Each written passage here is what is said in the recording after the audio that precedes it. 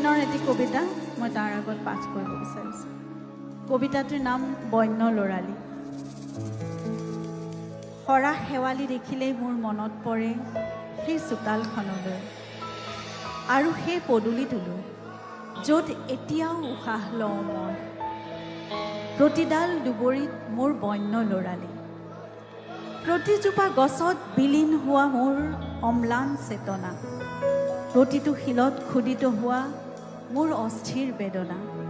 সেউজ পথাৰ, বাউলী বা সমাহিত সোণালী ধৰিত্ৰী, মুখৰিত আকাশ, এজাক বগলীৰ জিলমিলনি। সৰা শেৱালি দেখিলে মোৰ মনত পৰে সেই চোতালখন।